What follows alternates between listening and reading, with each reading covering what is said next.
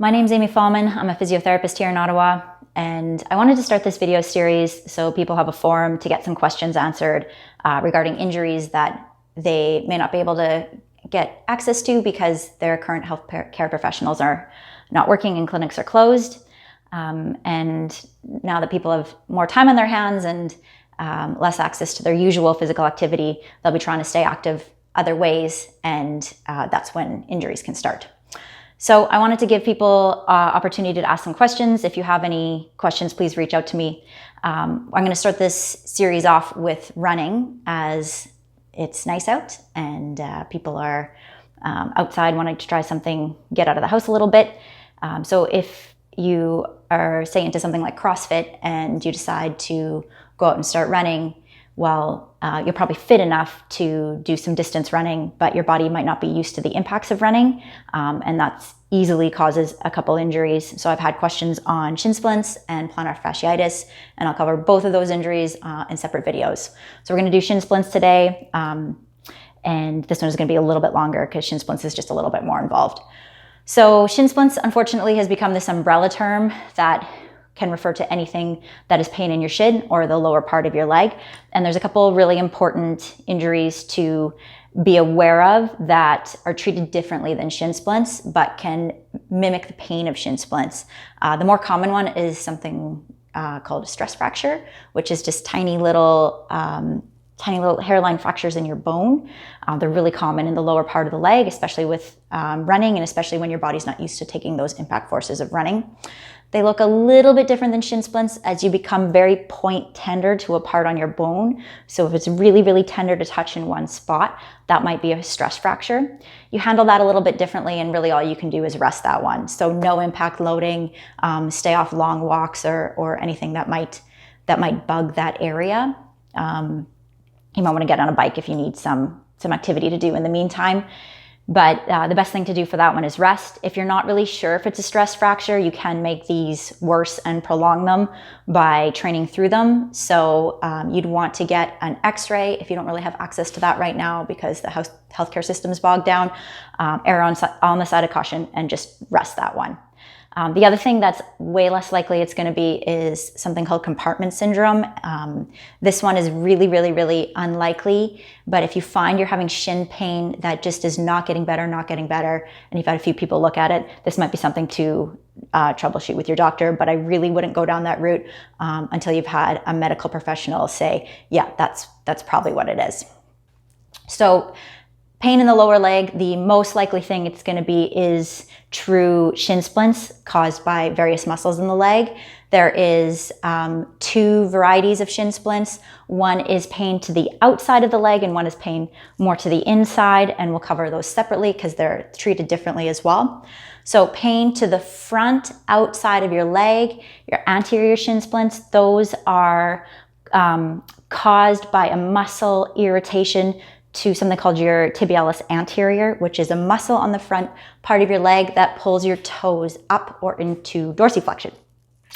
So when this is caused from running, it's caused from too much dorsiflexion. So you're running in a way that's pulling your toes up excessively, and it causes basically a muscle strain or a tendonitis to that muscle. We'll come about how you're going to treat that in a second. How you diagnose it is if you have pain running, pain walking really fast, pain walking on your heels, so your toes are up in the air, if that aggravates it, or pain just literally pulling your foot up into dorsiflexion. If that reproduces your pain, and the pain is to the outside front of your shin, that is more than likely your injury. Any acute pain in pretty much any injury at all, you really want to just let that inflammation settle down. So rest it and do anything you'd like to do for normal anti-inflammatories, whether you like to take anti-inflammatories or ice, that's totally up to you. But you really want to take the load off it in those first acute stages.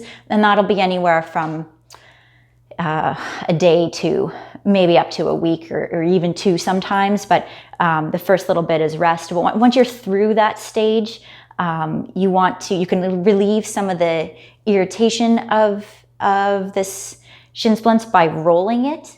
There's a couple ways you can roll it. Foam rollers work really well. These are pretty common at home now. So if you've got one of these, you can use it. If you don't have one, a tiger tail is another type of rolling device you can use, which is basically a rolling pin. A rolling pin is another device you can use. If you have none of these at home, if you have PVC piping, which is just a hollow plastic tube, you can take a piece of that, stick a broomstick through it so that you have something that works and looks quite a bit like a rolling pin. You can use that. And if none of those are available to you, if you've got someone around the house that's not doing much, you can get them to massage it for you. So what you're gonna do if you have a foam roller at home, you're going to kneel on it. You put more weight onto your affected side and then slowly roll from your knee down towards your ankle. This should be nice and slow like a steam roller. And it's gonna feel moderately painful. It's allowed to hurt a little while you're doing it. It should stop when you're done. If it doesn't stop when you're done, you're probably still in that acute phase and you need to rest it a little bit longer before you try something like this. With a rolling pin, what you would do is sit and take the rolling pin and roll down that front outside of your shin. And if someone's massaging it for you, they would just run along that same line of the muscle. Now, that'll help settle the symptoms down, but that won't alleviate your cause. What you really want to do for this one is change your run technique. And there's going to be two things you're going to do. One is make sure you get more hip flexion so that when you're bringing your leg through while you're running, you don't have to pull your foot up as high to clear the ground. If you're lifting your knee up a little bit more, then your foot can dangle a little bit more as you bring it through and you won't have to work that muscle as much. If you bring your foot really close to the ground and you're pulling your foot up really hard to bring your leg through, that's how you irritate this muscle. The next thing you're going to want to do is increase your cadence, which is the number of steps you take in a minute. There is a magic number for this. It's 170 to 190, so somewhere around 180 steps a minute. I'll get into running technique and quick changes you can make that make a big difference in a later video, but this one's going to be long enough as it is. So the other types of shin splints that you'll get is more commonly known as medial tibial stress syndrome. That's a medical term for it. It's pain to the inside back of your shin, okay? And you'll feel it, it'll be really tender along the inside. This one's caused by irritation to usually your tibialis posterior, which is a muscle that runs on the back of your leg. And it's most commonly caused from impact loading exercises that your body's either not ready for or you're just loaded too much too fast. So this can be anything from running, but running more with a forefoot strike or a toe strike pattern. And that'll mean that your front of your foot hits first as opposed to the back of your foot. It's also more common in people doing track work, such as interval training or shorter distance runs, like 1,500 meters and shorter. And that's because the speed of that run is faster. It tends to change your run mechanics to be more landing on the front part of that foot. This also tends to be aggravated by box jumps, double unders, any kind of jump rope, maybe something like burpees, really anything that you're jumping and landing, because it will put your foot into that same sort of like accept load as you land, put strain on the back part of your leg. So how you treat this, again, the really acute phase, if it's really inflamed, you just have to get that inflammation settled down first, same way as you always do. If you're going to get those symptoms settled down a little bit further, if it's really tense from rolling, you can do that again with a foam roller, or you can also use some sort of a lacrosse ball or yoga tune-up ball. And this one is, again, you roll the same, but what you're gonna do is instead of angling your your leg to the outside, you're going to do it to the inside. So you turn your leg in and try and focus on that inside back part of your leg. Again, nice and slow, same sort of foam rolling technique. Or if you prefer, you can use a ball. These tend to be a little bit more point sensitive. So they'll get a little deeper. They'll probably feel like they get into it a bit more. But if you feel like it's too tender yet, you might want to start with the foam roller. You can also use the tiger tail or a rolling pin with this one, but I find it's just a little bit more of an awkward technique to get in there that way. So again, rolling is something that will treat the symptoms and help settle it down, but not necessarily change your problem. So I find with this one, it tends to be an overuse injury from not being strong enough to actually accept this kind of load. So this one, some strength exercises work really well with it. Now, because the back part of the leg has muscle groups that cross the knee and don't cross the knee, you're going to strengthen using a similar exercise with 2 different variations.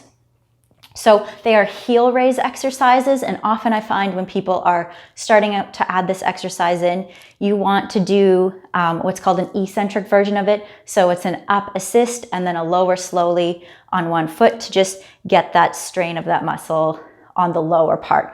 So how it looks is you stand with 2 feet on the ground, you come up on 2 feet, transfer your weight over to one side, hold that high position, lower down slowly on 1 foot, and then repeat.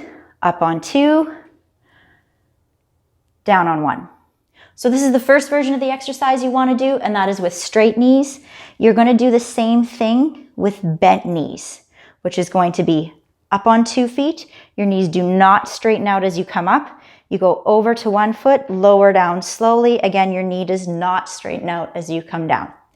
Up on 2 feet, over to 1 foot, lower down slowly. And from behind, same thing, up on 2 feet, over to 1 foot, lower down slowly. Now the question might be, should you do this exercise over a step? Eventually, yes. Usually when you're starting off in your rehab, you start with the easier version, so I would usually start this way. If this causes too much pain to do, then I would pull it back and just do 2 foot heel raises to start up on 2 feet, down on 2 feet, until you're getting strong enough to do up on 2 feet, down on 1 foot. There will be running modifications you can do for this one as well. And again, we'll cover the running technique in a later video. But for both of these types of shin splints, I have a litmus test I like to use before people go back to running. And that is hopping on 1 foot down a hallway. So pick a hallway in your house. Then you're going to stand on 1 foot, on your bad foot, and hop down it. If you can do that with control and little pain, or no pain preferably, that's when you can start running again. So that basically covers shin splints. That'll give you something to work on. As always, if you have any questions, please reach out. And if you're having trouble, please do wait till you can see your healthcare practitioner. You don't want to make your injuries worse. Thanks very much.